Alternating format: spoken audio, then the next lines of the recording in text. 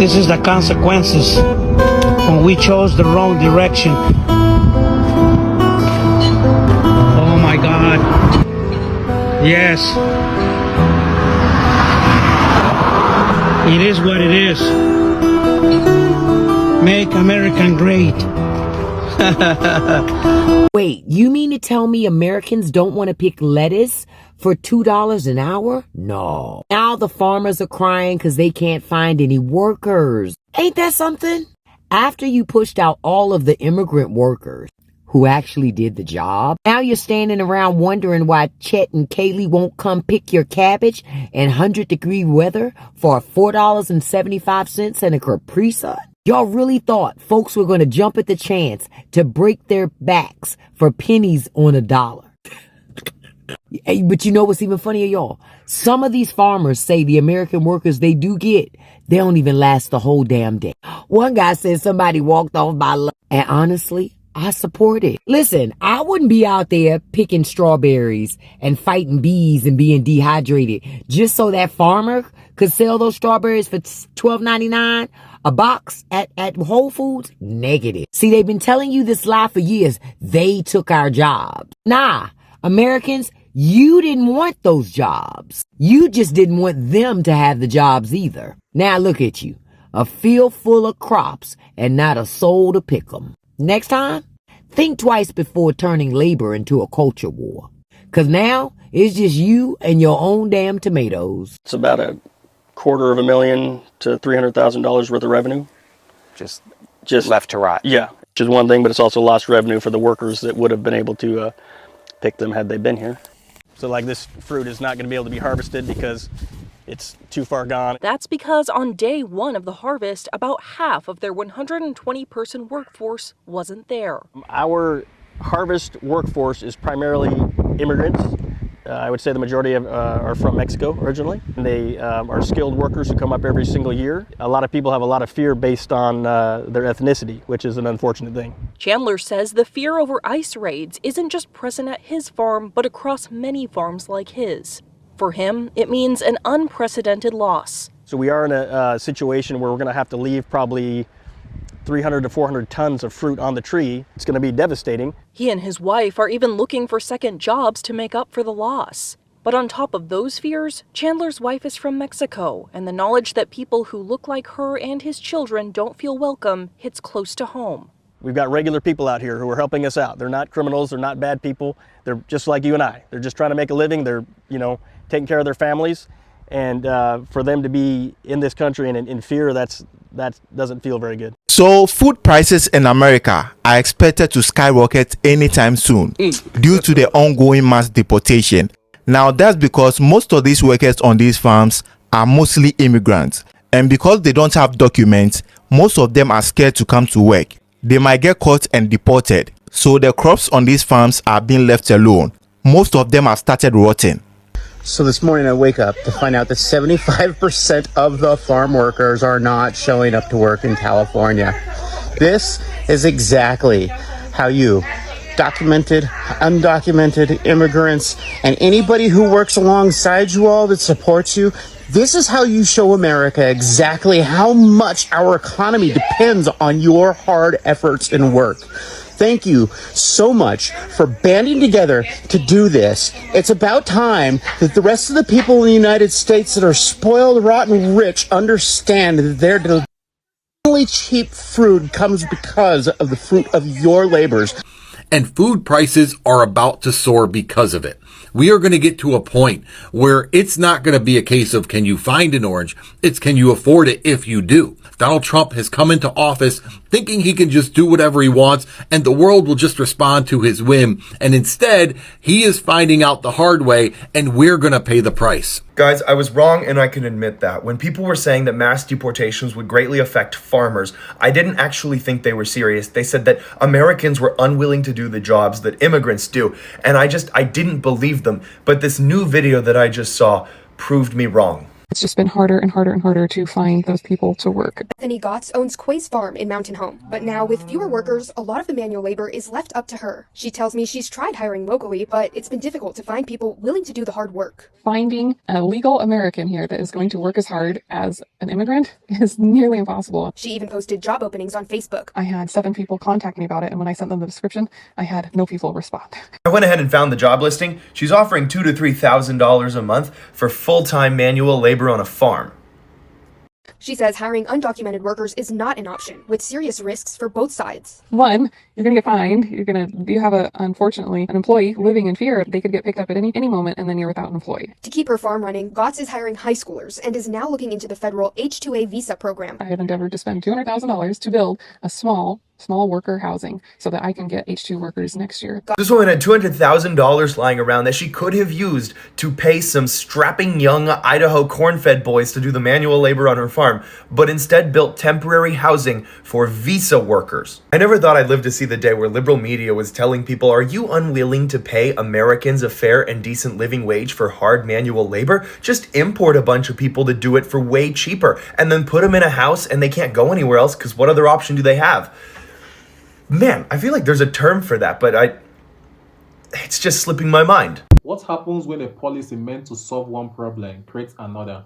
Across America, some farmers say they are facing a severe labor shortage. Crops are going unharvested, and some family farms are struggling to survive. Now, the same voices that once demanded tougher immigration enforcement are asking, who is going to do the work?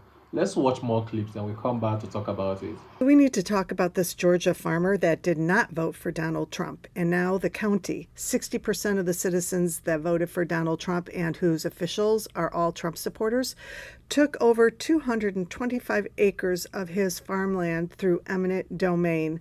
They've given him 90 days to vacate his cattle and all of his equipment. They've already got the engineering firms and the construction companies showing up on his farmland. He's being literally bulldozed. Not only did the majority of the county vote for Donald Trump, all of the officials behind this decision support Donald Trump. The other entity behind this is Georgia's Department of Transportation, which is also run by Trump supporters. And what's sad is this farmland contains centuries-old pecan groves. They're plowing right through this. And there's not going to be any public jets there. This isn't for public transportation. This is for use by wealthy white millionaires and billionaires who can afford private jets. So this is where I want Georgia taxpayers to pay attention. You're paying for the rich white man's private airport with 47 million of your tax dollars. And it gets even worse. You and I are paying 40 million of it through a grant that Trump's FAA is giving to them. So we're paying for these wealthy white men to have their fun on a private airport and take away the land of a farmer who did not vote for this. He's made it very clear that he's never voted for Donald Trump, that Trump policies have done nothing but hurt his farm and his business, and this is the ultimate pain. And I just have to say, all of you Trump supporters that are all about, we love the farmers, America first, you guys let Jeff down. You let Jeff down. Racism is expensive. So you want to deport everyone, huh? In 2011, North Carolina needed 6,500 farm workers. Only 268 legal Americans applied. 245 were hired, but only 163 showed up to the first day. Worse, only 7 lasted till the end of the growing season. Migrant workers aren't taking your jobs. They're doing the jobs you would never do. And while they're doing that, they're paying taxes into Social Security, which they will never get back. And you want to deport them all. Have fun working on the farm. You're not going to believe this.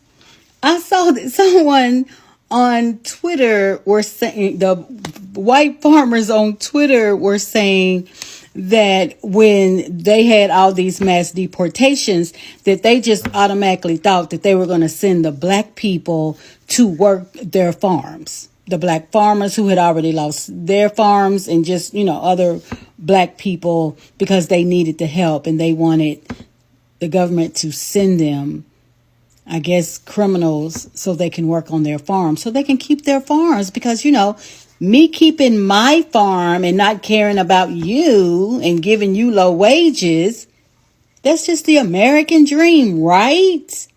Stop it.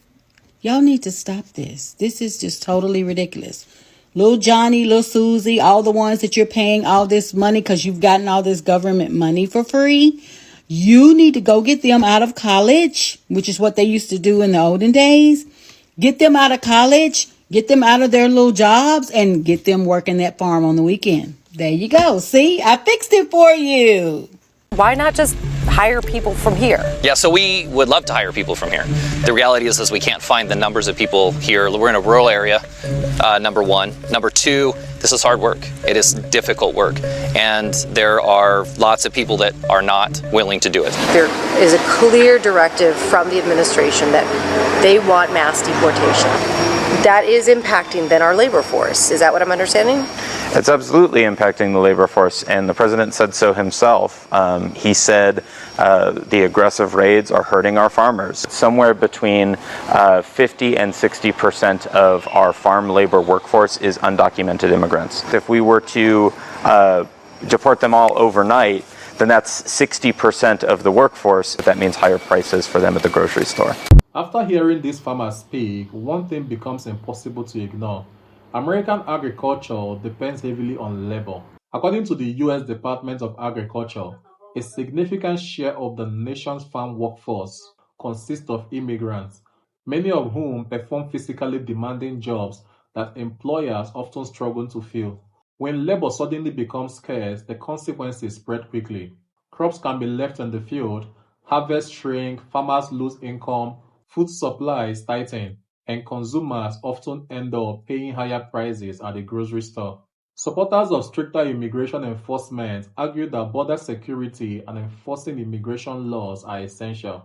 Critics counter that the agricultural industry needs practical solutions, including legal pathways for seasonal workers to keep farms operating. Whatever side you support, one reality remains. America needs both secure borders and a reliable workforce to keep food on our tables. Because when farm struggles, the effect don't stop at the farm gate.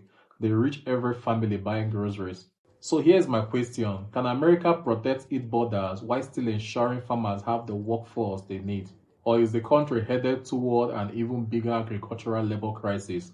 Share your thoughts in the comments respectfully, and before you go, do well to like and subscribe to my channel. I'll see you in the next.